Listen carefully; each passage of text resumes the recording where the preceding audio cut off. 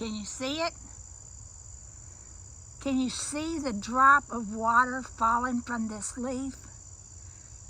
When I was sitting here in my morning chair, I literally watched a dewdrop roll down this leaf, this elephant ear leaf, and drop to the ground. There's still a bead of water there. Be still and you will know that I am God. You know, I'm sitting in my morning chair, and I guess that's the main thing I want to say about the benefit of having a morning chair. It's a place to be still and sit and look, hear, not listen, hear, and see. Not look, see. I'm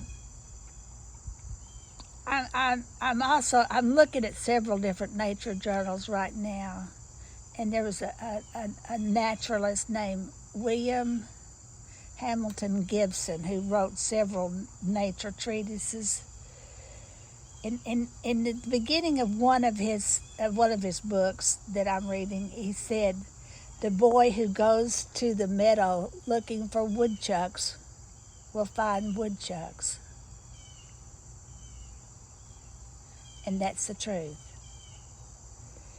If your mind is open and thinking and in the spirit, when you enter nature, you will see the gifts of nature.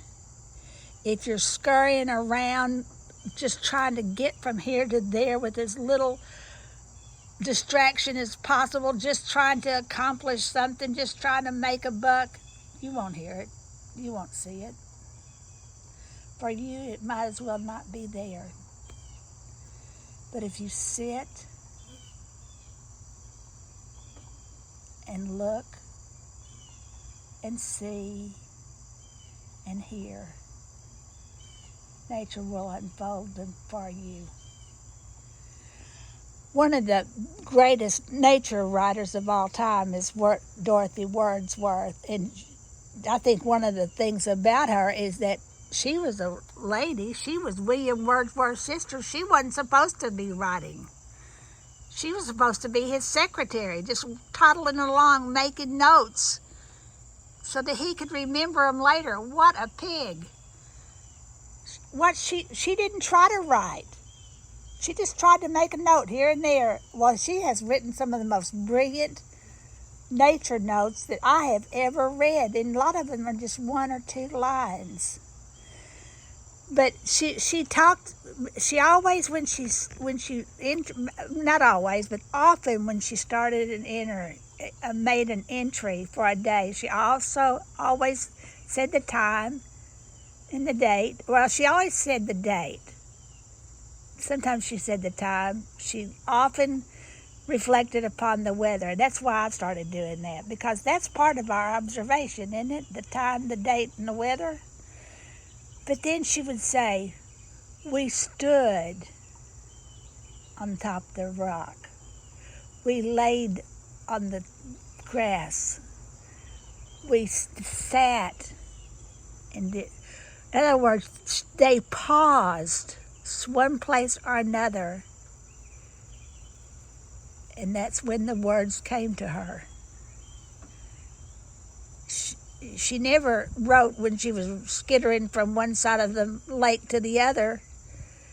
She wrote when she stopped and paused,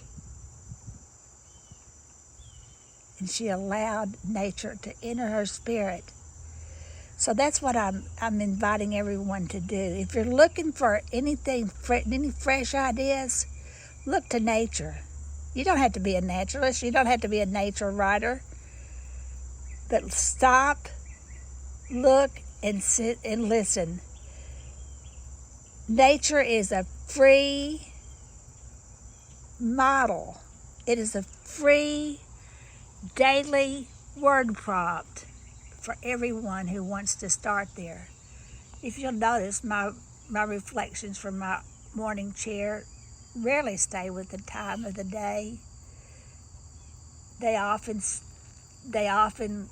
go into some lesson, some teaching, some philosophy. It's really my lessons are more philosophy than teaching.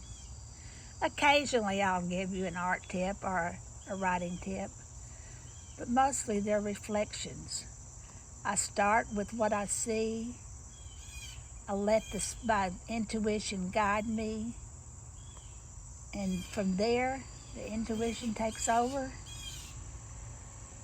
and tells me what I think.